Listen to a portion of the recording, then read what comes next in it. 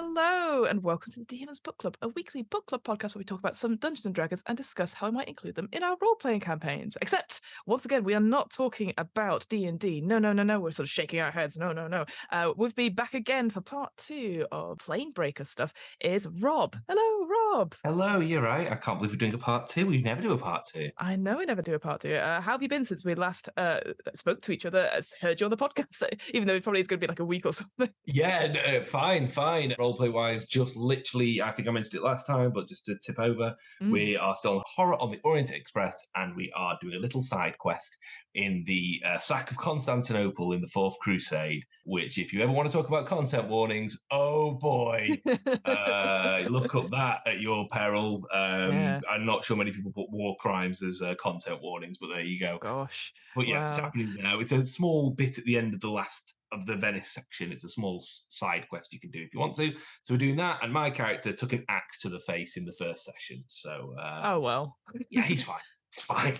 It's a medieval period. He's Do you know fine. what? You don't need a face. Don't need a face. That's a societal construct, having a face. It's, you know what, the Horror on the Orient Express it's in my to read list at some point as well, because there is so much to it. It's such a vast bit, and it's such a cool thing, especially if you're, because I don't know about yourself, and presumably you'll tell me otherwise. Again, I know we're going to talk about Planebreaker in a second, but like with Call of Cthulhu, you're not supposed to last too long. So the fact to have a whole adventure based, like going on this long journey, like I'm on my second character in the main story. The first one got melted. Basically, it says bring in redundancy plans. So basically, have people along the way that you. So my first character was an academic who was writing to a former student who met the group off the train handily just after the academic was melted. So you need to keep the story going. But no, I think we of our group, I think only one person from the original group that set out from London have made it to Austria. So how long have you been, if you don't mind me, how many sessions have you done of that particular? We do it in batches of seasons, effectively, and each is about 6, I would say 6 or 7. So we've done 18 weeks, probably more like 21 weeks in reality. Wow. Yeah, and we're doing some side quests. There's lots of little side bits you can do. So if you go to Paris, there's a whole bit where it goes, well, if you want, you can now run this whole other campaign, which is set during the Revolution. We didn't do that because it gives a bit of spoilers for the main campaign. So if you want, you can race through, but also you can do off-side quests as well. So we're doing one, as I say, this Constantinople bit, not to do the main campaign, but it gives you a bit, you have brand new characters, totally unconnected. You do a couple of sessions in medieval Constantinople. So that's what we're doing at the moment. That's so cool. Well, I'm definitely going to have to talk to you about that at some point when you probably finished, and you can tell me about your experience all the way through. Because it sounds like that sort of thing with a Call of Cthulhu type system and vibes. It sounds incredible. As I said, we're not talking about today. We're back for the Planebreaker stuff. So I'm very excited. So what are we focusing on today with Planebreaker? We're going to cover some of the other bits. We talked about the Planebreaker itself. We talked about the City of Timeborn and what's on the Planebreaker. This time, we can talk about a bit more of the supplementary material.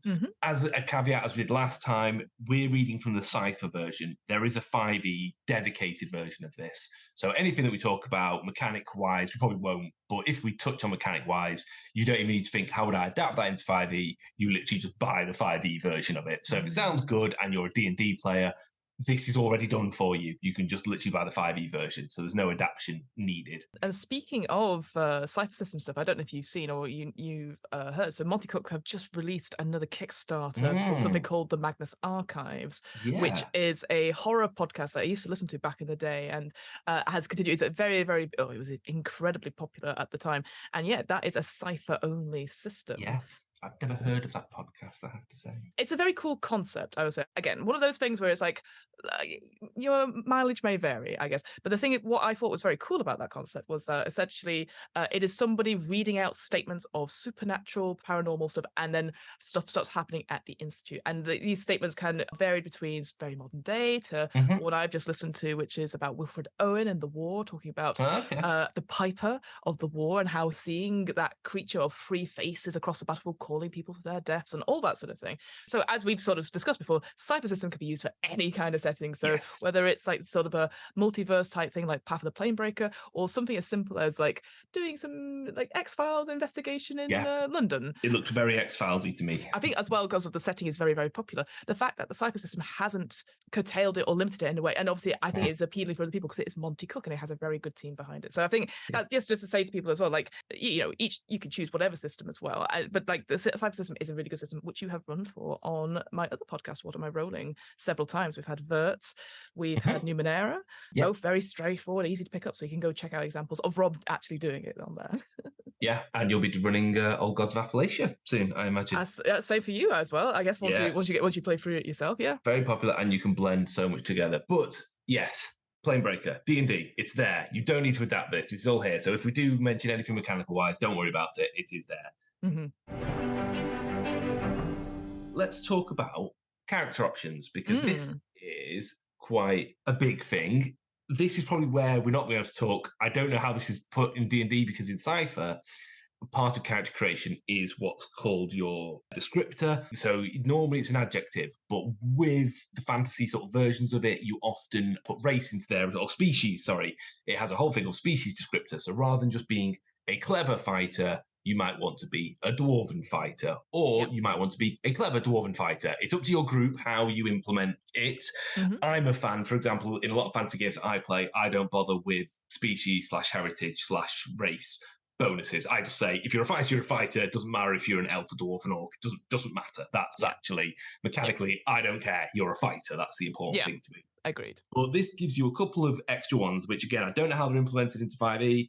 I'm sure it's just a race you can pick. I would think so, yeah. Yeah, base. They're very plane specific. They're not Planebreaker specific. They are planes specific. And I'm just going to use the term species. I don't know I don't know if it's heritage or I don't know what, but so I'm going to say species. I think because race is such a loaded term as well. Yeah. Species, I think, has been accepted, certainly for, as you sort of said, for some Cypher stuff, heritage, lineage as well. I think species is also going to be the one going forward for D&D in general. Right, let's stick to that for the moment then. The species they present here are travellers. Again, a bit of a loaded term in the UK, but travellers are basically people who are now they're not born on the planes, but they are basically now so imbued with planic power and lore and knowledge. They've kind of a species that have adapted to being on the planes. But as mind meldy as this would all be, it's quite useful to have people who are kind of the way, know what they're doing, and they have a lot of skills based in navigation, planar navigation, and also are covered head to toe in a map, like a tattoo. Beautiful. Or anything. It could be a starification if you didn't mind that. But you are covered head to toe in a map, and what the map represents doesn't really matter actually, and will change and can change as you play. It's just you are map covered. And that, as a species, gives you a couple of abilities. You can use it to light up the area around you, always useful if you're a traveller. You can actually disappear into your map if you're in real trouble. You can pop into yourself in a little planar location for like a round and just be like, shit. Hide. Yeah, hide the map. Yeah, there's a level draining Wraith out there, so I'm gonna stay in here. It's a very sort of Marauders map from that shall not be named. It gives you a chance to find things around you, like it can just draw you towards a portal. It's almost like an inbuilt waypoint system for gaming. You can, if you think about it, you go, right, I really need to get out of here, so I'm going to concentrate on an exit. Your map will light you the way. The exit could be a volcano, but it won't tell you that, but it gives you a hint. But it's a hint system. It's an inbuilt hint system is what I'm trying to say. Yeah, and I think you're right. The way it sort of describes using the traveller thing is this idea of yearning for wanderlust. Like you grow up thinking that you'll suddenly realise that this is not where you're supposed to be, and if you could choose to stay on the plane that you want to be, and it's okay, you might be a little bit seen as a bit of an odd member of the community, perhaps. What I relate to it as in D&D, halflings, they're meant to be in communities. They must stay home. They don't do adventures, very much like The Hobbit. It doesn't do adventures, but some of them will get something called like it's either happy feet or like dancing feet or whatever. It's basically they want to go somewhere, and that's what I associate it with. Is that these people actually they are destined to go beyond and do this traveling stuff. So that's how I see it. And yeah, this idea of a map, and like if you're on the route somewhere, you can use like a bit on your, maybe on your arm or forearm, and it will show you the route, like a pit boy is what I was thinking of. Like it can show you where to go on that front. And I just thought, what a cool flavoursome thing that you and you could have so many plot hooks as a result of that you have to get somewhere. You've an NPC who is a traveller has hired you to get them to somewhere, and they're the only ones that have the map and can understand the map, and so it totally makes sense. And again, what I'll say for all of this, and it's the same when we get to the bestiary as well, every example of something has an image to just use as inspiration to be like, this is what it could look like. Because this is one thing I was going to say, in quite a lot of D&D bestiaries and books I was looking just recently at, Bigby, Glory of the Giants, is that they don't have an image for every single entry. Now, not saying that you need it, but here it was so helpful. Certainly when we're getting, again, I know we're jumping ahead a bit, but the creatures and stuff, I was like, oh, that's what it looks like. Oh, that's what it looks like. And instantly I'm like, that's really cool. Whereas sometimes it's like, I actually don't know what this creature looks like. And then there'll be a couple of ones on, and it'll be a different creature because we've moved on to a different entry. So I really like the image of the traveler that it uses on page 173. Like it's very iconic and very cool looking. So I was like, yeah, really cool. And you can see that sort of star map, almost like gold inlay on their face, almost like, when you break porcelain or anything like that and you use gold glue to put it together. That's what it kind of reminds me of. That's a really good shout, actually. I can't remember. It's Japanese wear, isn't it, where they fix it with gold. Yeah, and absolutely, as you mentioned with the Avenger hooks, what's quite nice in here is every species comes with, and this is part of character generation in the Scythe system, comes with a link to the starting adventure, which you can either pick, ignore, or roll on. And exactly as you said, you've convinced someone else in the group to take you on as a guide is a great example. If you're starting a second campaign and the players have entered the planes for the first time and a new player's joined, this is a great one to have the going, welcome to the internet, I will be your guide, kind of thing. So you've got that, or you think you're on your way somewhere dangerous, you're not sure, and you see these other like heavily armed travelers, you might go, I'm going to hang out with them, actually. Let's go with them, yeah. So that's the traveler. That's pretty cool. Next is, and I would say Chimeran. That's what I thought. That's what I thought you would pronounce it as, yeah. I would hard see it Chimeran. I'm sure some people call it Shimmering as well. I'm going to stick to Chimeran. These are a species that are almost every species, because they are a species that worked out how to become other species through the ingestion of bits of other people. Grim. Yeah, just like it's like you wake up and your party member's holding up. You go back to sleep. Got a bit of your hair, and it's like eats it, and then it goes back to bed, and they wake up as you. Yeah, if someone's very keen on trimming your toenails for you, good chance for this. And they basically have learned a way, magic, ritualism, but it's not actually that clear. In fact, it gives you a choice of how this has happened to you. Yes. One of which I love, which is a nightmare, where one day you're dreaming and you dream of trimming the hair of a dwarf. When you wake up, you've become a dwarf. And you become another species, which means you drop all your traits, abilities that would be linked to that, and gain the new ones. And you can do this while you play. It might get to a point where you might be a bit like, okay, I don't need to change every time, but it does mean you can go, right, we're going into a combat section of the campaign. I'm going to find some orc bits and become an orc kind of thing. Yeah, having a little popsicle before you go in, absolutely. Exactly. It's very weird. It's very weird. Again, what I would translate it to, if I was going off D&D standards, is there is a lineage called changelings, which does the same thing, that they still keep their stats per se, but their appearance, they can change to be whoever they'd like to be. I think it's still humanoid in some respect. It's not like an alter self or a spell or anything like that. What I do like, and again, it's very similar to the changelings lineage, is that your facial features will remain the same. So if you've got big eyes and then you change to something else, you'll still have the big eyes. So you still have that resemblance throughout, which makes me laugh, because I'm thinking, how are they like big anime eyes that you have? If you're an orc originally and then you become a halfling, like, what does that look like? I like that. I like that you remain as recognizably you, even though you change lineage. And what you don't gain is things like knowledge of cultures and stuff. Just because you look like a dwarf and you've taken on the mantle of a dwarf, you don't know how the dwarf grudge system works, or you can't speak dwarvish suddenly. It's literally you gain the appearance, and in some cases, in Cypher it's called stat bonuses. You gain them, but what you don't gain, you don't suddenly, I am a dwarf and I know all these things.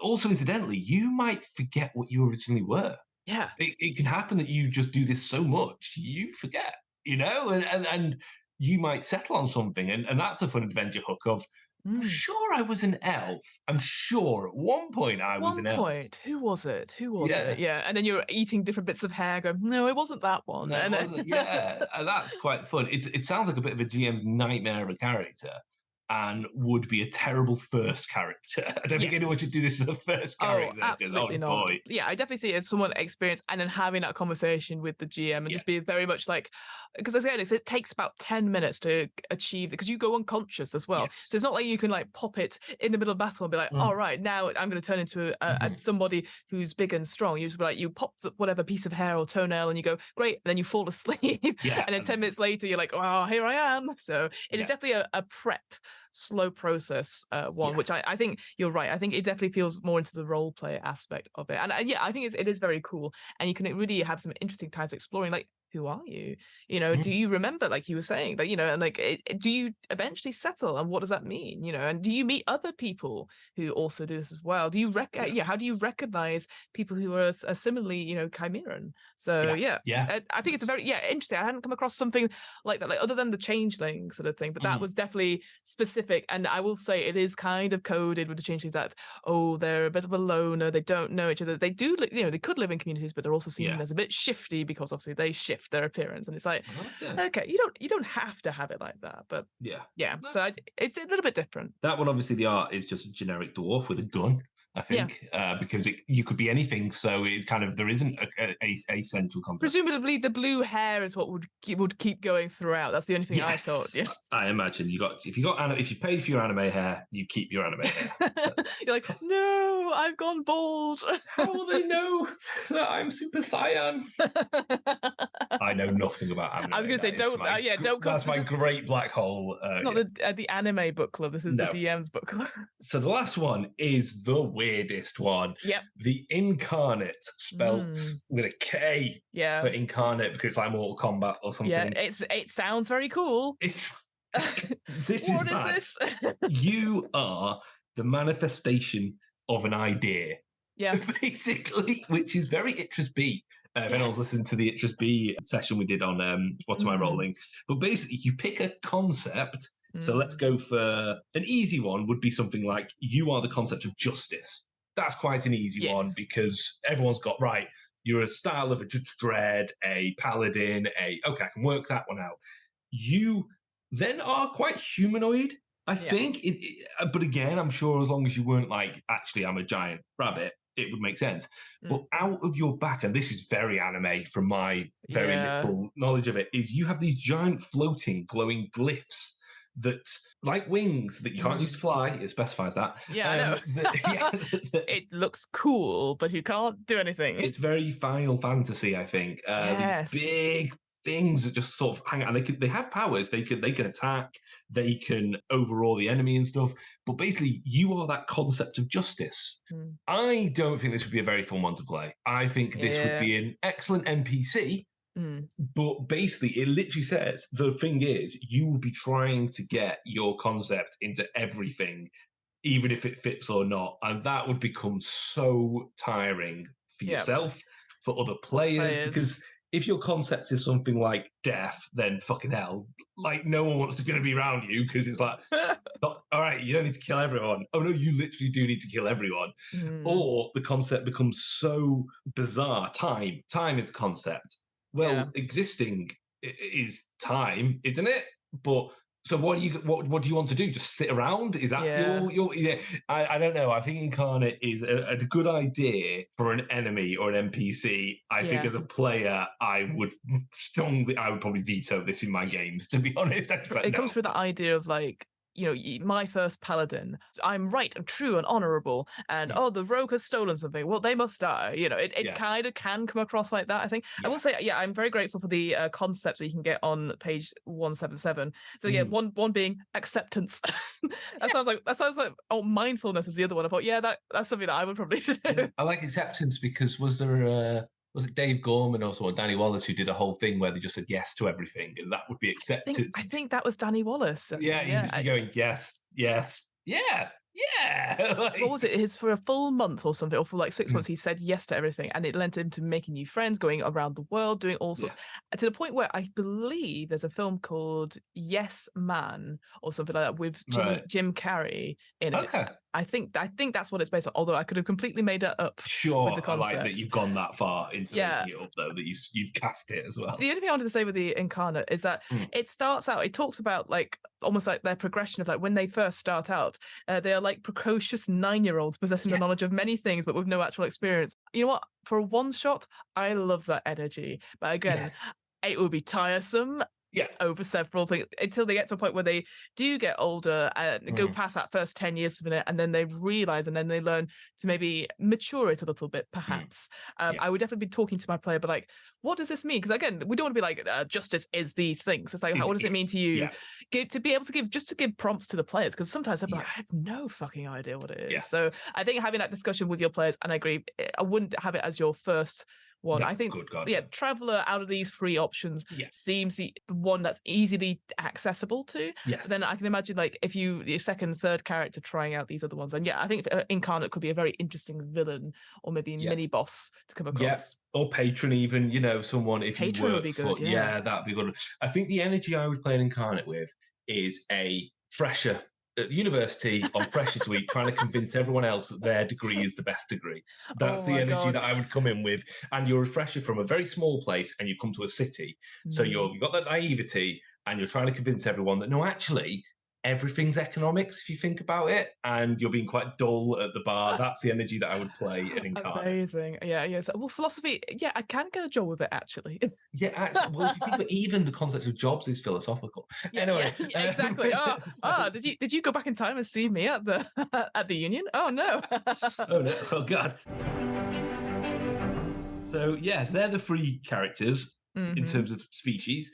How Cypher System works, and again, I think this would probably be class actually in D&D. I again don't know, read it yourself. Is you then every character has what's called a focus, and that basically is the closest thing to class. And these are very, very specific to the planes in this case, because there is one is a person that prays to the multiverse. A person who channels the power of the multiverse, borrowing knowledge and abilities from their alternate selves and travels to other planes.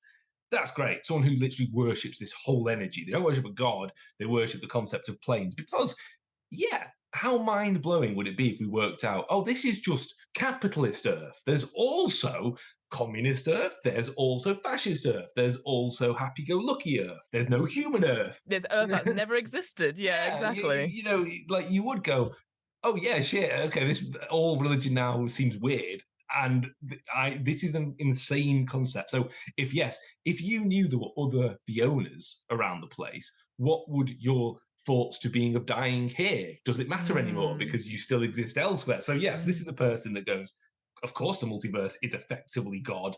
So that's this character, and they have various abilities. We're not going to go into them because a lot of them are mechanically tied to the Cypher System.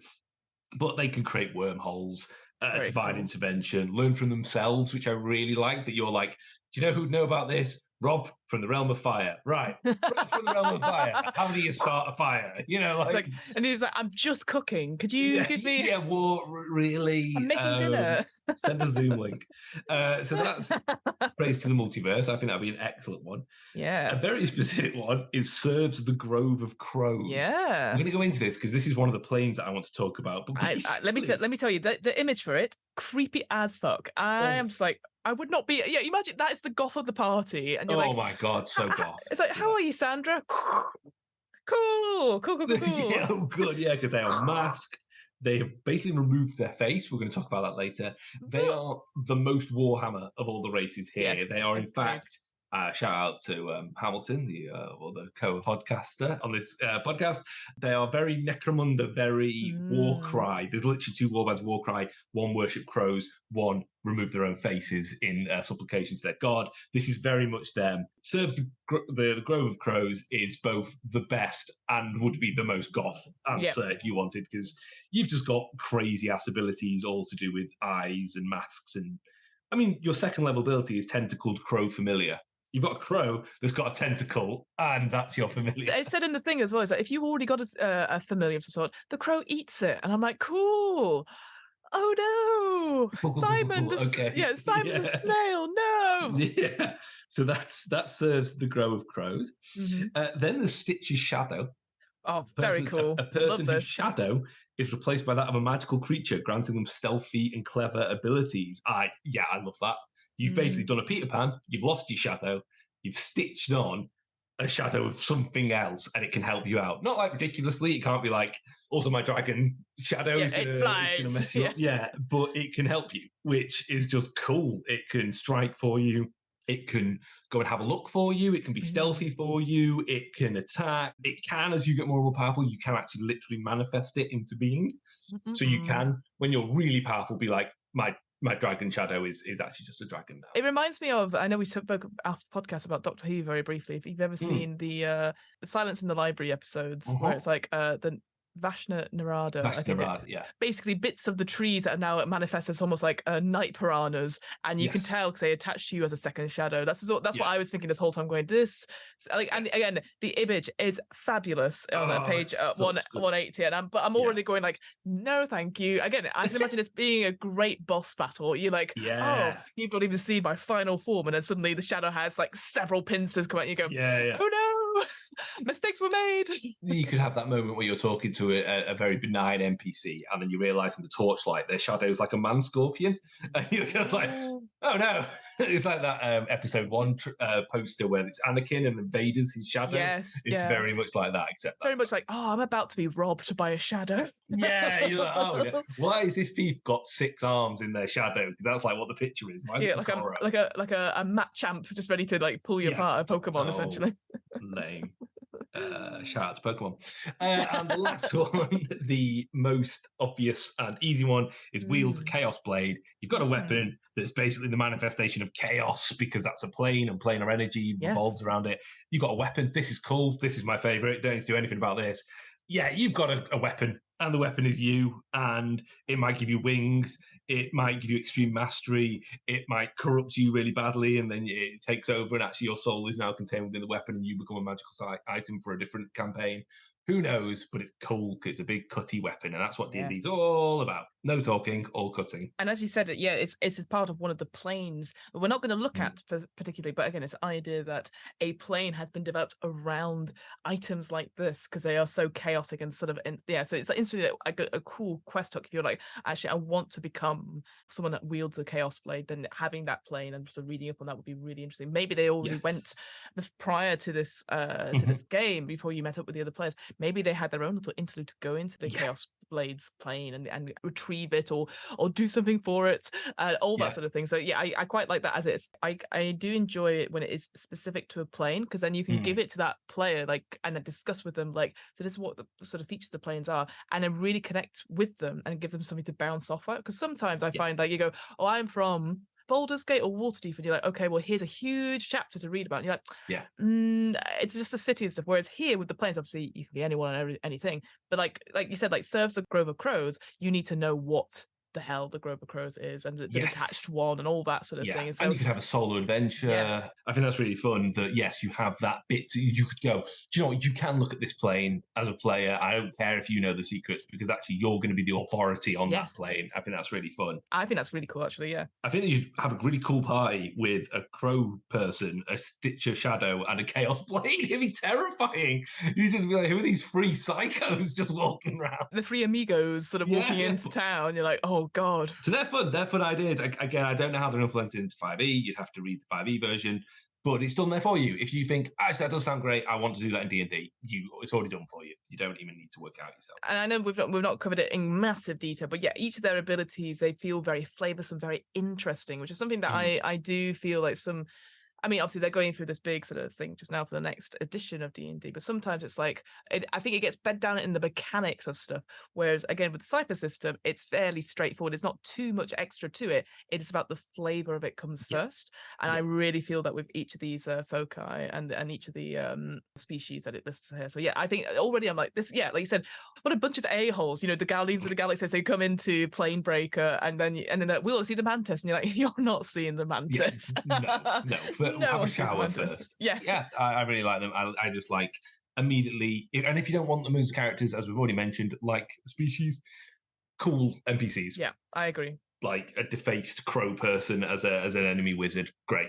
Or a friendly wizard. Yeah, I was going to say you could I mean, I say new thing. I'm sure it's been around for a while, but something that people are harping on a little bit with certainly D&D adventures is that your adventurers have a rival adventurers who are attaining for the same goal, and they're just maybe a slightly better or slightly smugger, or maybe you're really good friends, but you're having to fight off against each other. So instantly, I can imagine like you have the same character. You do the Shaun of the Dead version where you meet the same characters, but they're slightly better or slightly weirder, and then you can have a pair off sort of thing and fight towards a common goal, which would be quite interesting. And weirdly, they level up at the exact same speed that you do. That's weird, huh? Weird, even though they might be really, really super competent. Yeah, that's weird. Game balance is an odd thing.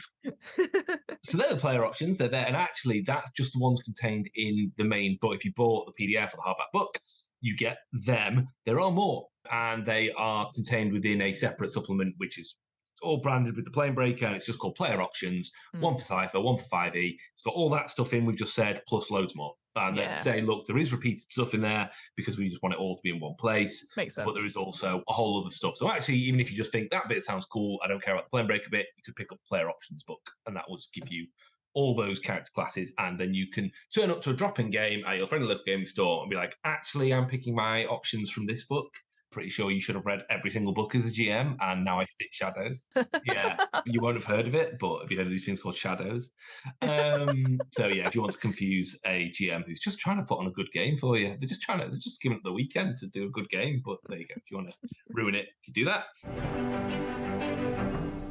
This book as well has a bestiary, and again, as I've already sort of mentioned, that each of these entries, some great flavor text. I know we're going to talk about Cypher system, we're not going to look at the mechanics too much, but each of them have a cracking illustration. And that's the thing, like I sort of said before, sometimes I really struggle to know what one is, because sometimes, certainly in D&D books, it doesn't come with a proper description. It just describes what they do, which is fine. But then for me, it's nice to have it, because then I'll be like, okay, see if I can find a mini or an image I can show my players, because then they can go, no, thank you, we need to destroy it. Or, cause sometimes it doesn't come across with what, I certainly, as me as a GM, I'm not the best at describing things. So so we've got quite a few different kinds, and it feels, before we were sort of saying it before, this is a multiverse kind of book.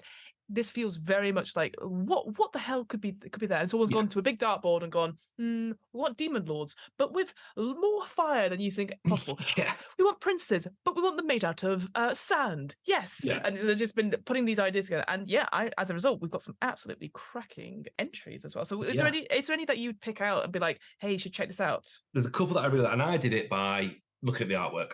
I didn't look at their traits, I didn't look at their names. I went through, scrolled through, and went, that looks great or scary. What is it? And the first one I'm going to pick up is the Avernus Observer, which is on page 152, I believe. And this is horrible. It's this weird imp sort of creature with one massive. Imagine if beholders had one eye and legs. That's kind of imagine almost the humanoid version of a beholder. Their motive is gathering information and corrupting mortals. Basically, they sit around.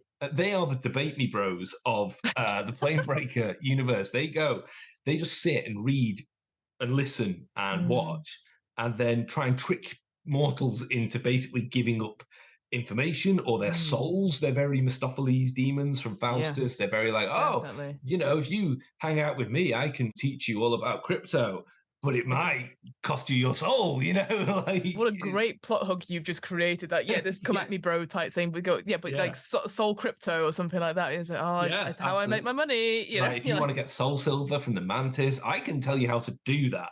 But, you're going to have to trust me, trust the process, like... I can get you up to 10 times worth your investment. You just have to sign your life away. Soul silver goes up. Oh.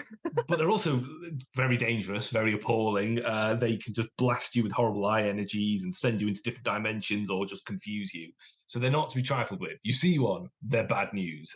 There'll be a fun one to play as an NPC for a while before people get a hang on them and be like, oh, hang on, wait a second, what have we bargained with here? No. Yeah, exactly. They're kind of cool, and the picture is adorable. It's just sort of sat there on a tentacle throne of itself. You know what that image reminds me of? It reminds me of, when we talked about it last time, when you go into those shops that sell the dragon statues, the eyes make me think of one of those dragon statues that's been left a bit of a long time, and you're like, oh, it doesn't have anywhere to go, and it's like, It reminds me of Nibbler from Futurama.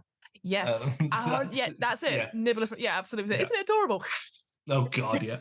So that's my first one. I'll do the next two pretty quickly. Yeah, please. Mind Mold Wraith. Nope. I'll just read it. A Mind Mold Wraith is a creature who was slain and then reanimated by a semi-intelligent kind of fungus called Mind Mold. This is fucking horrible. Yeah. This is horrible because this is real, because there are literal funguses that zombify insects and stuff.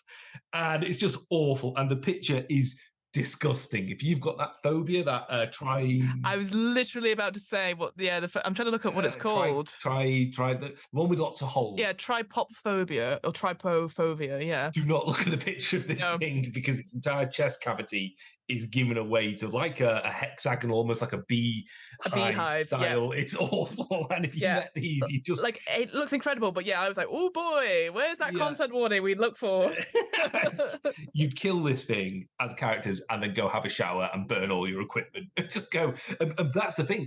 It would be really dangerous because you smash it with your hammer and the spores go everywhere. And it's like, oh no! We made a mistake. We hecked up badly. Yeah.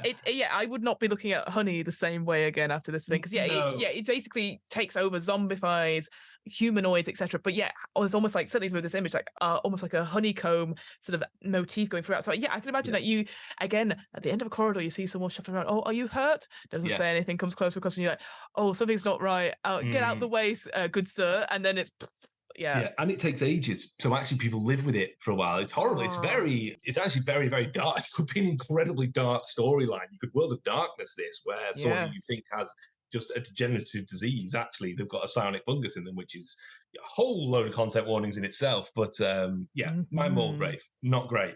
I mean, it's great, but not great. Don't fight them, run away. It looks very, very cool. But then your third one that you've picked, I was like, oh, gross as well. What's wrong with you? Because I'm like off. A refuse revenant, which is fantastic, which is refuse remnants form when someone drowns in a sewer, is smashed under an avalanche of garbage, or dies from some other rubbish-related accident that leaves behind a victim's remains intermixed with the waste responsible for killing them. Basically, they're so annoyed about dying in that way that they've come back from the dead. Covered in rubbish. Like, oh my God, why did I drown in dung? And now they come back half skeleton, half dung to kill other people because they're just so annoyed. I sometimes, I know there's a big move away from this race is evil, this heritage is evil, etc. I sometimes don't want it straightforward. No, these guys are just angry. These guys, every refuse remnant, the thing that powers them is their hatred and fury towards everything living because they died in such a literal shitty way. That kind of makes me laugh, actually.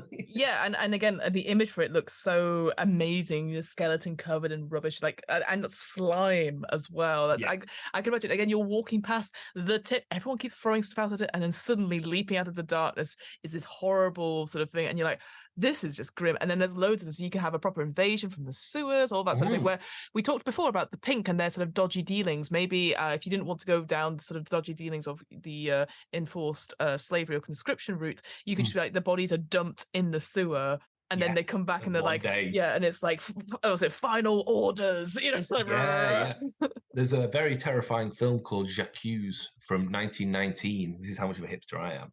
And the dead of the First World War get up and come back to basically accuse, the people that sent them to their deaths, which is a terrifying imagery in black and white. And, they used a lot of veterans from the war and stuff. And it would be like that. You could, if you wanted to not play, as I say, the sort of the sillier element of it, imagine if a mass grave of people murdered in a war and dumped into slime, into a pit, into a moss bog, came back as a story hook. That would just be like, oh my God, this would be awful, So yeah, that they could be played for laughs. You could kind of have that guy died with a bucket on his head and he's forever stuck with a bucket on his head.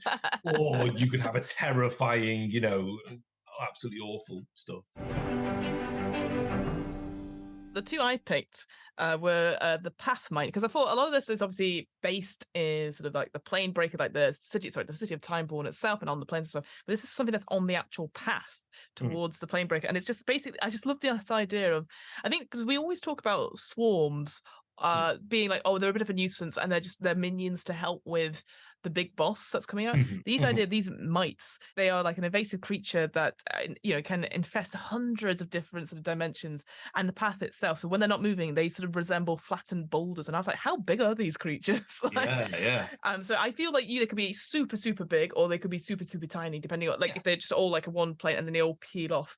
And they look like a really horrible sort of like a mixture between a dung beetle and like something with a huge sort of a horned beetle sort of thing. Yeah. But they look grim, and there's like almost like tentacles as well on the side, like some of the on their antennae and stuff. And it's just I just feel like it, like especially with that undertow effect that you have going along the path, it could be quite difficult to stop and fight them when you're being pulled along, and they're just going to keep up with you because they can fly. So I just thought that it was a different way of looking at it. Oh yes, because you're gonna you might have other sort of encounters along the path, but I thought this is like a maybe a typical thing, like, hey, you gotta be careful, take some bug spray with you because these creatures are freaking everywhere. And the kind of thing you see a couple at first and you're like, oh, okay, watch out for these things, but actually when they swarm and you are in trouble. Exactly that. And then the other one that I picked up, I sort of mentioned it briefly before, this Prince of Dust idea, because again, the image of it is so cool. You can see it looks like a humanoid figure with a crown on and a little bit of necklace, a bit of jewelry on, but it looks like they are sand falling away.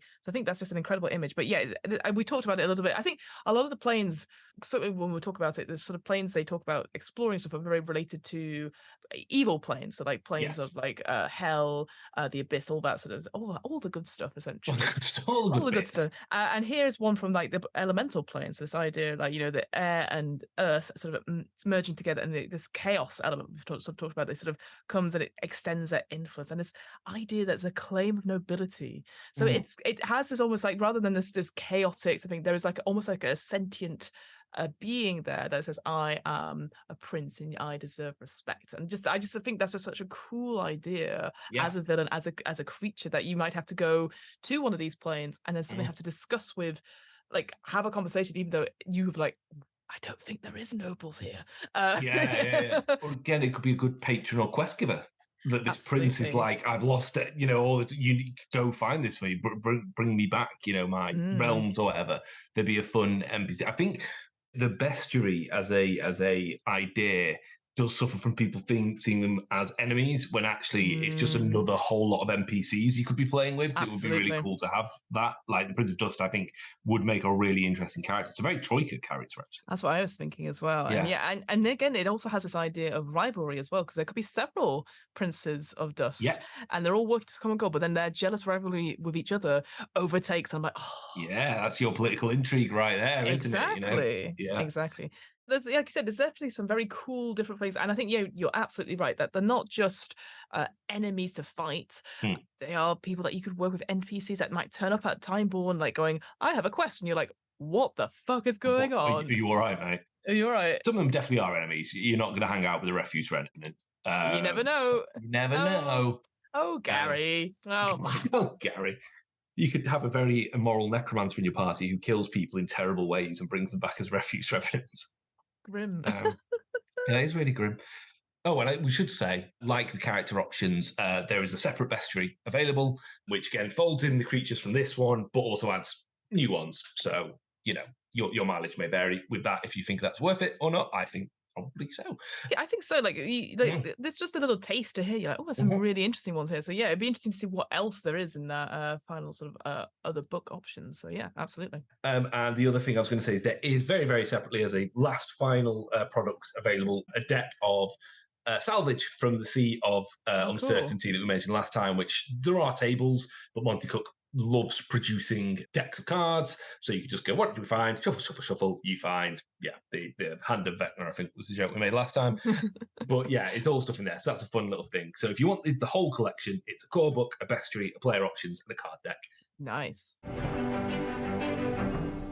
Right, so we should probably talk about, because the vast majority of this book Yes. are planes and planar locations. There are some that are entire planes to themselves, but a lot more are planar locations that you can drop into any and other planes, or some are very set in certain planes. Yes. This is something I didn't like about the book.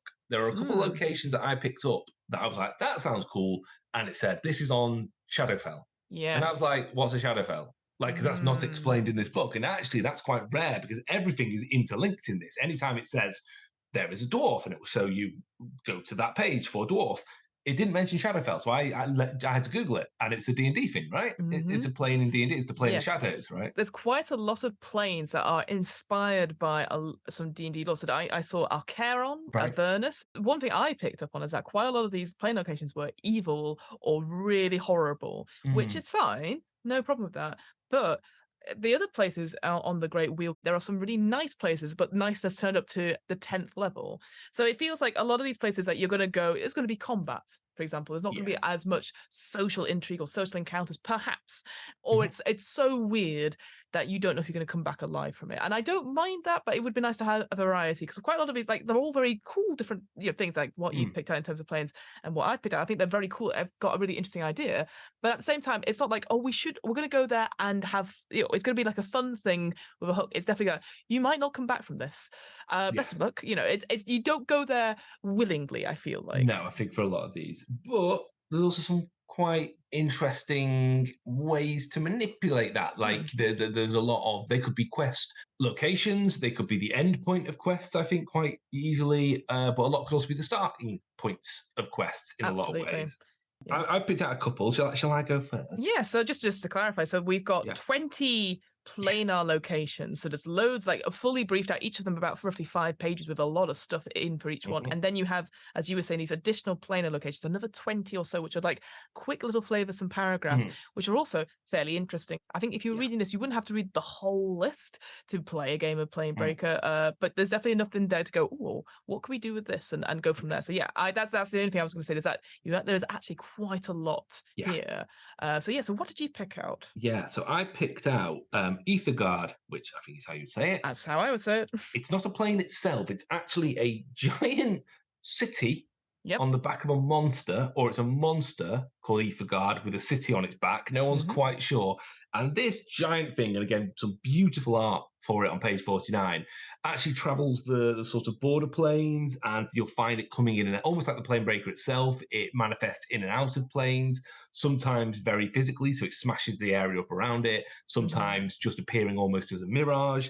And it is huge. The city is this massive Gormenghast-style tower upon tower thing on its back.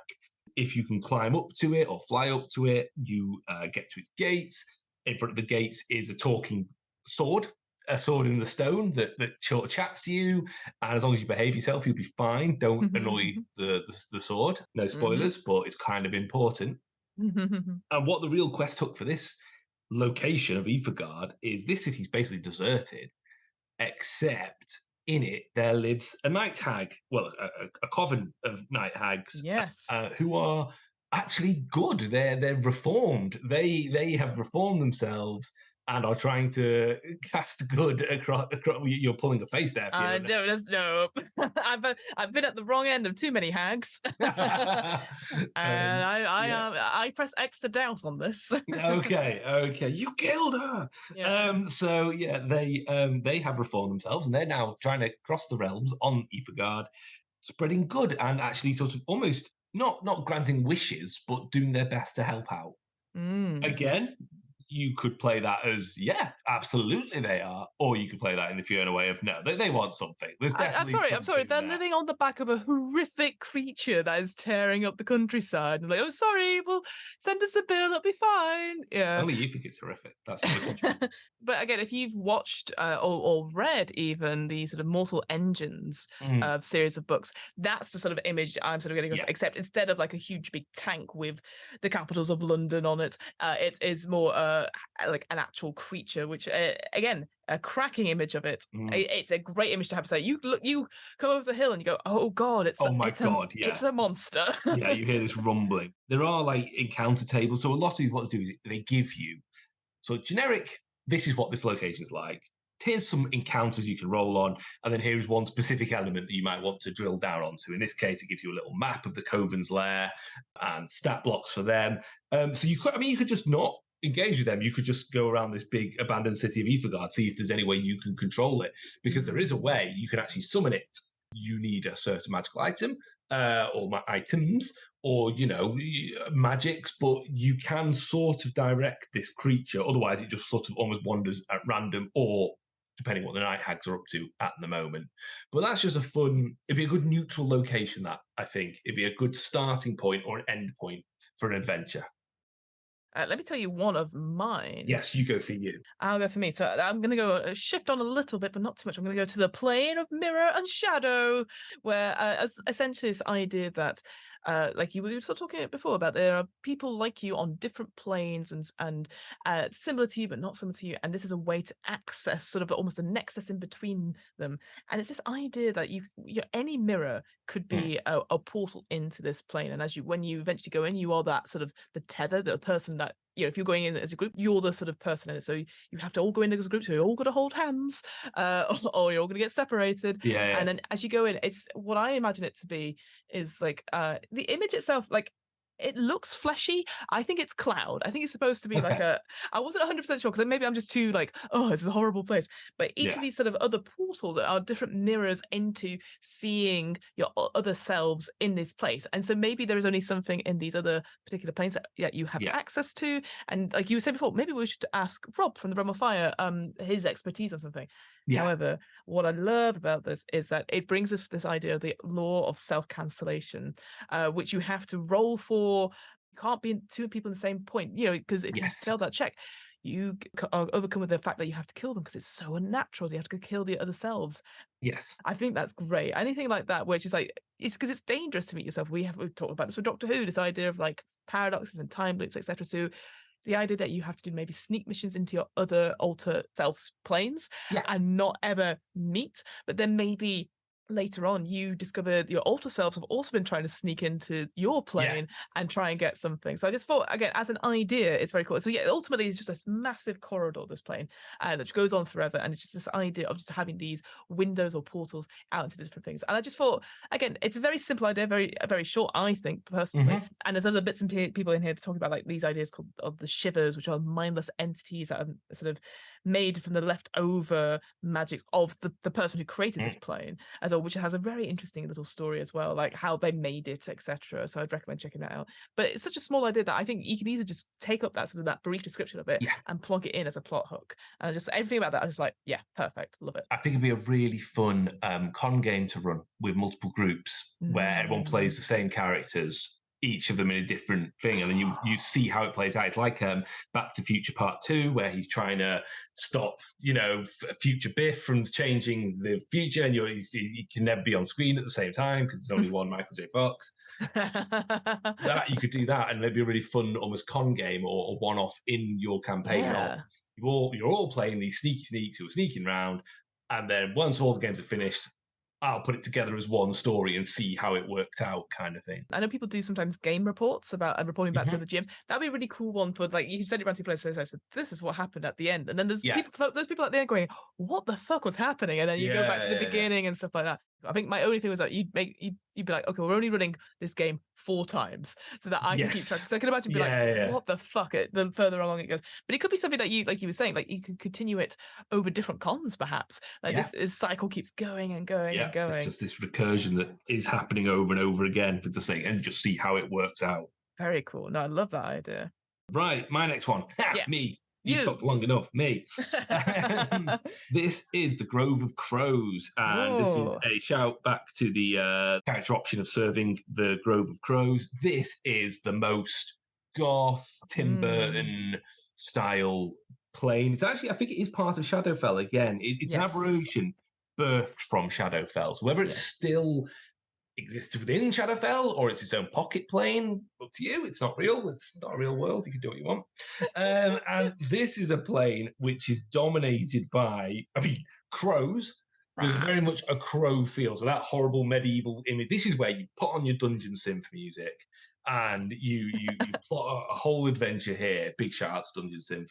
It's all those tropes of a ruined castle is one of the main locations, and this great forest that just goes on, full of these trees which have people's faces built into them, and some of which are alive. People are screaming. Some people are just shocked into horror. There's a small encampment. You'll encounter an NPC who has made their own way onto the plane and has got a bit stuck and needs help, but is very much their own worst enemy for that help. But they live in this horrible little ruined castle outside this forest, and deep within the forest is the center of power, really. There is just this thing in there, it's known as the Desolate One, and this is the god, the progenitor, the being that those people that remove their faces and put masks on worship. And the reason that a lot of people have removed their faces is because they didn't have a choice, and their faces are now on the trees in the forest, and it's really gross. It's a horrible plane, this one, because I should also point out that the crows, like I mentioned earlier, are like gross tentacle flying things with like imagine a squid, but it says instead of on the tentacles the suckers, it's beaks of crows, which is just terrible. Why would you do that? Why? Why? So this is the Grove of Crows, which is great and really metal. As you sort of put it out, there's also this optional rule as well with this manifestations where, if you fail to resist its strange magic, you could also, you go from anywhere between sort of memory loss, that seems to be the main sort of effect, to blindness, again, because he comes across with those masks that we sort of talked about before. If you put on, if you become defacer, a defacer, whoa, what a name. You have to wear the mask at all times, because if you take it off, you are blind. And then that final one is face theft, and then they've got a cracking image on page 54 where it's got these trees with the faces in sort of like indicated in sort of the negative space between the branches and the twigs and stuff, and it's just incredible. But face theft, the character is affected by a raised face. Whilst this manifestation persists, somewhere in the forest of lost faces, their face becomes visible. So that's just grim, right? It feels very much like the Idiot's Lantern. I keep going back to Doctor Who, but the Idiot's Lantern. You love Doctor Who. I do love Doctor Who. It's quite, they're clearly like quite a David Tennant era, clearly. So I keep talking about it. But because they obviously lost all their faces out and they were trapped within television screens. With that, because obviously they didn't speak or anything like that, but they clearly were in distress. I think that's what you'd add here, is that as the wind goes through the trees, it looks like their faces are screaming or screaming for help or something. There comes a point where it does say that there'll be a point where a voice whispers to one of the characters. At some point while the PCs are interacting with a tree, a face whispers to one character, "Watch out for someone. He betrayed us. That's why I'm here." Whoa, so there's little bits in there. So I really like this one. This is very Warhammer, very Age of Sigmar Old World, very goth. So Grove of Crows, that's mine. That's my number 2. I love it. I think there's so much you can play with this one as well, and getting lost and all that sort of thing. My next one is equally grim. Is Sanguine is the one I picked next. Oh yeah, which has got a great name. This is going to be fine. So I will read out a little bit at the beginning. So, excited by stories of living demi-planes and intelligent worlds, Lucy Morithel spent years trying to track down hints of a transitive dimension known as the blood space. Lucy is sort of a traveler. We talked about this, that she found this map on her skin and was trying to find this place. And essentially, the description of it is basically Inner Space, are you thinking of? No, I'm thinking of a film where you go inside the human body. Inner Space. Is that what it's called? I was In a going to say little that. submarine. They're in a little Yeah, is submarine. that? Yeah, yeah. Wow, In a space. we were so on the same level that you know what I meant, even though I didn't know the title of it. Incredible. Yes, so in a space, so this idea that you get sucked, it feels like you are in a huge bloodstream with these horrible sort of alien-like creatures like swimming in it, which are supposed to be almost like white blood cells esque. And yeah, you can breathe in this space. You're not again, it's like some sort of fluid liquid, but anyone can breathe in it, and it's just grim. I can be honest, I don't know why you'd go here, but It's horrible. I hate it. I hate it so much. Blood makes me feel very funny, so I don't like it. yes, no, absolutely. It is definitely one of those things where you have to be like, let's have a session zero about this. But there's also this thing at the center of it called the soma. Sorry, I called it a stoma. It's not a stoma. Not A a stoma. soma, which is basically it's a mass of nerve tissues, and its secrets even still are hidden from Luce, who is now here, and it's like sort of interested in how did you get here? Because it took us so long to get in. Yeah. So this idea again, it's very similar, like a guardian of this place is like sort of following you about, going like, why are you here? And if you know something about the soma, then they're gonna want to know what you're doing here. And it's just, there's a theory she theorizes that it's some sort of sleeping universal mind that she wishes to wake and imprint on it and obviously claim it as her own. So again, you're like, this is not going to end well for you, because this feels like, as you said, it feels like the human body.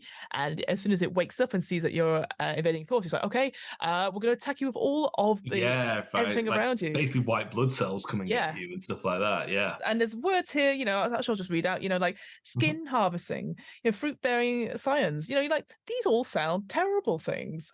Of course there'd be a plane that is very body horror like, but it's not, but we're actually, oh god, we're actually inside. I've not really thought of that before. So I think again, session zero is aside, if someone goes, I don't really like blood, and you're like, how do you feel about a plane made of blood? Yeah, being in some veins as corridors. Like, exactly. I love books like this because they just spark off something. Because you can go, okay, I don't like that one, but I like the Grove of Crows. Or you can even go, I do like that idea, but what if we were in a creature not made of blood? What if we were in a creature made of crystal or something? Yes. I think you can do a lot with that. I think this is I think if I was to recommend this book in general, it actually wouldn't be for the main setting. It would be for all these little settings where you go, that's cool, that's a magical idea I've not thought of before, or I thought of it, but someone's now written it down for me. Exactly, yes. So sanguine, a dimension of blood connecting all living things, which very few have found entry to. So that's what it is. And then, these creatures are very much like blood cells. So you could have a whole lot of fun with working out stuff. Yeah, gross. Next. Mine's another Shadowfell one, which I really should. Is there a big book on Shadowfell I can read? I think people just really love Shadowfell. People love Shadowfell. It turns out Goths and D&D have a crossover. Who knew? Who knew?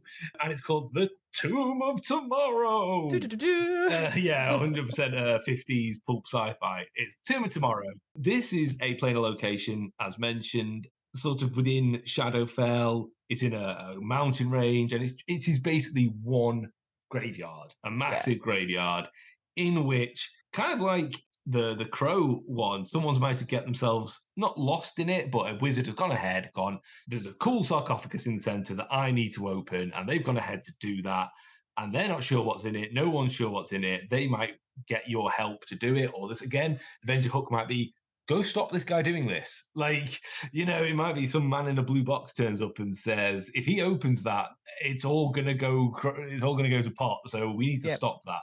Or the man in the blue box, or the woman in the blue box might say, actually, we need to open that because that contains the key. So it's a giant graveyard. It's just cool because it mixes in the undead. It's got whole encounter tables for what you find in there.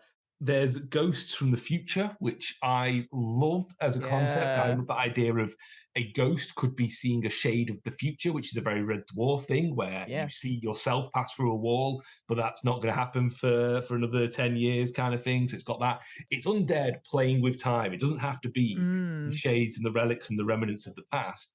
It could be the future. If you saw yourself as a refuse remnant, you'd be like, what happens to me? Why am I suddenly, or you see yourself as a zombie with one arm, you might be like, oh, hang on, when do I lose an arm? So I think there's a lot you can play with here. There are time skips in it. The time can accelerate, it can go slow. You can play a lot with this. It is and graveyard, but there's a lot you can play with. And there is something in the sarcophagus.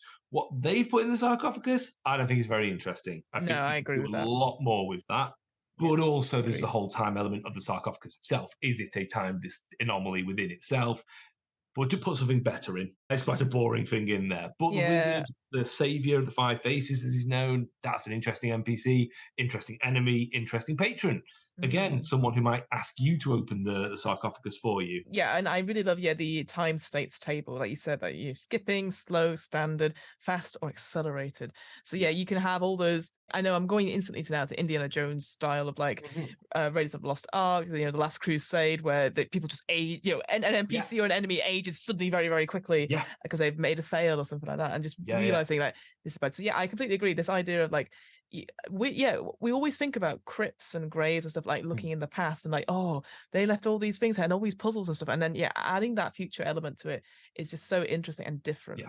Yeah, it throws in a lot of things, and you might find something very cool that like future technology kind of thing. So yeah, an easy way to get like a magic item to your players, and you're like, I don't know what it does yet.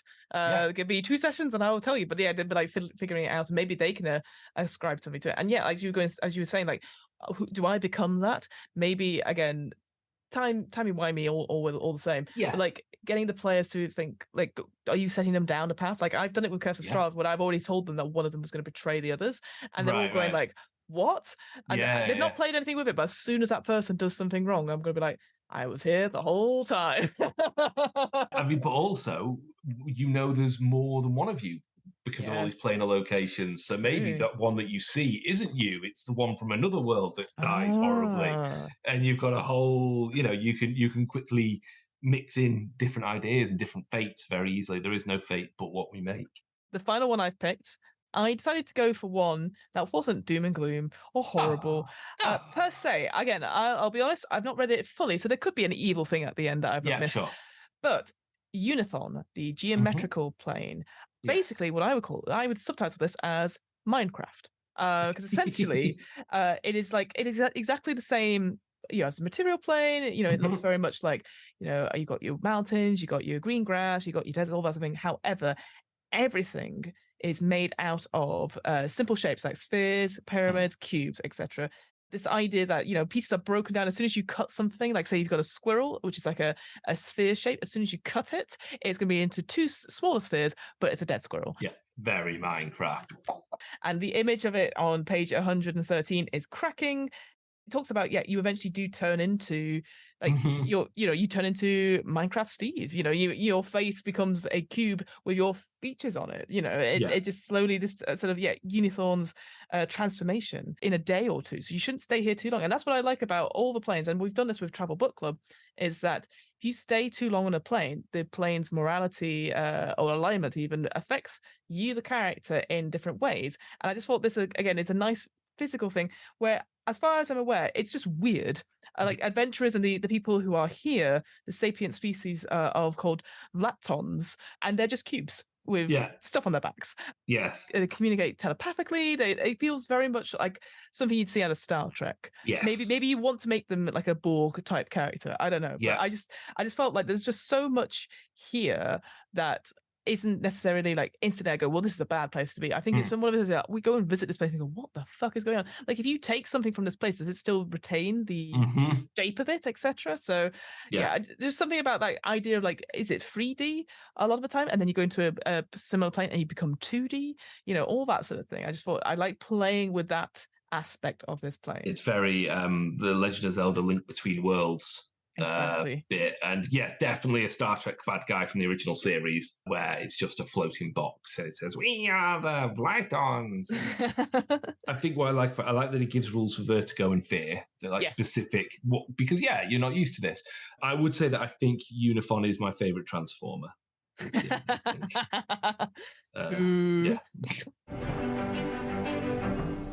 Yeah, as we mentioned, they are literally 5, 6 locations we pulled out. There's 20. There's a mini campaign adventure called Keys of the Tyrant, which takes you through 5 of them. So it's a really good way of it's a classic. The plot is incredibly basic. There is this thing called the Tyrant's Key, and we need you to put all this stuff together. We need a key to get to it. Fetch quest. It's very basic story. It's a very fetch quest, and what's called the Tyrants of War. We need you to some other people are trying to get to it. We need you to get to it first. The Mantis might give you this quest. You go to 5 separate locations, including Timeborn, and find each bit of the key, put it together, and then you get to go to the Tyrant of War itself, which it turns out is a giant world-ending spaceship. Lost in the in the plains. It is these, if you look, Fiona, on page 106, it's these giant obelisks, very Blackstone Fortress of Warhammer 40,000. Oh no! That basically just Independence Day down lasers onto a world. Yeah, that's a terrifying image. Yeah, no thanks. Yeah. And yeah, the idea is you hop from plane to plane to get this key together to get there in order to stop bad people activating this ship and using it to basically take over, or you do it yourself depending on your campaign play.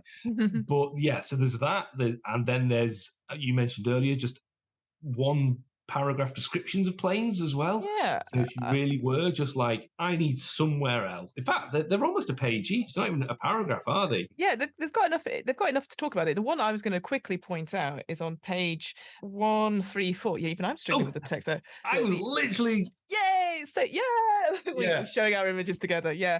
I don't know, how do you pronounce that name? Edraval, I would say. Edraval, the eyes of the world, and you go, no, why would I go there? A long spiraling tunnel containing countless windows resembling eyes, each of which looks through the eyes of a creature somewhere in the multiverse. Yeah. So yeah, it's gross. Related to Pandemonium and Limbo. So again, some other D&D related planes. Obviously, I know they're everywhere else as well, but if you wanted to have a quick look at that, we've done them on Travel Book Club as well. But yeah, it definitely feels like sort of like, this is grim. Why would we go here? But you're like, well, we need to look through, say, the big bad. We know they have a particular kind of creature that is their pet. We need to listen in on some of their meetings, perhaps. And you feel like, oh God, it must be a better way than going to this horrible, horrible plane. Oh, I mean, there's another one called the Worm Rat Lair. But there's also Summerland, which is nice, which is a plane of relaxation and rest threatened by its conjunction with Winter's Reach. And this gives you a whole little storyline where you can have it that Winter's Reach have actually occupied Summerland, and you've got a whole war going on there. So that's something fun you can do. But no, my players are going to the Worm Rat Lair. I think a parasitic demi-plane filled with hideous creatures that burrow into other realms. Man, you are so like, so where we're going on holiday, let me tell you. We go to the pigskin farm. That's literally one of the other ones. Oh no. Grim. Oh no. So yes, there's all that. And then even if you want even more than that, at the very back of the book, there is a table that you can roll on that does give you a one-line planar description. It's more for when you're sort of like looking out from Timeborn or the planar, you just want to, you quickly go, what can we see? So you throw a dice and you roll a 33, and you can see a shining city of metallic spires and walls sitting on the edge of a vast sea of flames. Brilliant. That's a whole new planar location for you. So yeah, there is so much in this book. And yeah, for 200 plus pages, you know, again, you don't have to read it from cover to cover, but there's definitely enough here to be like, you've got, like you said, you've got over 40 locations, some more detailed than others. You've got some new backgrounds, some new lineages, and then these encounter tables at the back. I mean, we all love a good encounter table just to do it through. And I definitely feel sort of more inspired to be like, okay, where next?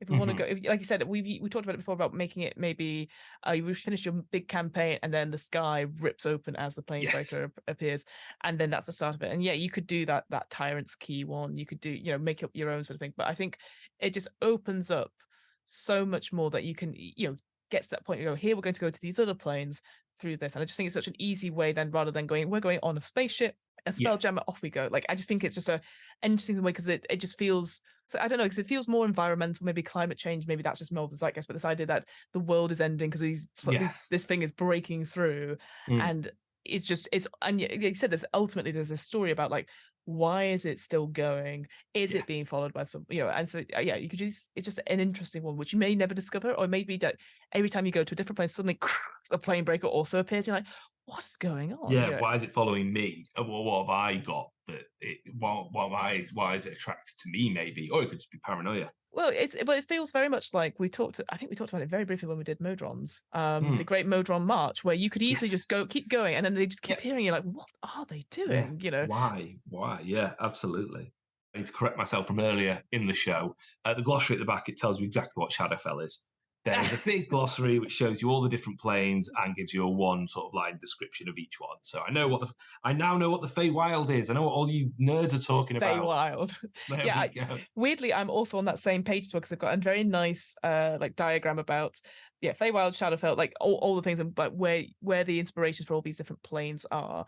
And so like you could be like, oh, so it's somewhere near Ysgard. Okay, so this is like an outer plane of fjords and battlefields. Cool. So it's like a nice one line description. So always need a good glossary. I think my only criticism, and I say this about every single book I ever bloody read, is I need a pronunciation guide every single time. Yes, which actually Monte normally do. This is a bit of a misser on this one, because normally they do have that. Numenera is full of them because that doesn't have any real words in it. So I am actually surprised that this one doesn't. They are normally very on that as a company. Well, thank you so much, Rob, for coming back. No problem. I'm sure we'll have you back on for another thing. We'll send. Maybe we'll.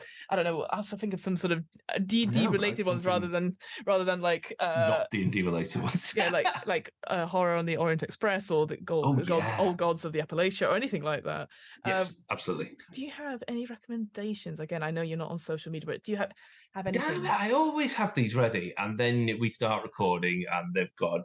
I would recommend, if you go on Dailymotion, that the Traitors New Zealand is on, and it's really good because I love the Traitors. I do need to catch that up because I've watched the American one. Oh, that's the worst one, unfortunately. Well, I watched the UK one, and then I've watched the US one. And the US one, I feel like either they all need to be celebrities or they all need to be normal people. You can't have a mixture of the two because it's a bit weird otherwise. It's so fake. The American one is so faked. That is a waste of Alan Cumming, unfortunately. That's fun. And New Zealand Taskmaster is also on Dailymotion. So much fun. I will say I don't necessarily like the host. No, he's rubbish. He needs replacing. However, I would say that Paul is a better Alex than Alex. I think so too. And I think the tasks are way better than the UK tasks. I think I've seen the one where they have to hide a body, like a fake body. Oh my god, amazing! And Absolutely amazing. And it's just great because obviously then Paul has to go around. So basically the taskmaster has to go around, and then there's 8 days, whatever, and there's one person and they never finds it, and it's just so good, brilliant, absolutely brilliant. The task is a lot more imagination. But yes, New Zealand Taskmaster, New Zealand Traitors. I'll throw in Wellington Paranormal as well, which is the I think I've already recommended before, but it's just great. More what we do in the Shadows universe. And the cop in that is in the latest series of Taskmaster. So, brilliant. Yeah. I'll check that out. Yeah, exactly. My favourite one, we watched the first episode of that ages ago, is where the demons, obviously it possesses different people, and then it possesses a dog and it goes, buckets of blood, bow, wow, wow, wow. Yeah, so good. Makes me laugh every single time. So yes, there were recommendations. Oh, brilliant. Well, some really all cracking recommendations. Well, thank you so much, Rob. No problem. And there's nothing more else to say then. Thank you very much for listening, and we'll see you next time. Keep hydrated in this hot summer. It's going to be out in autumn.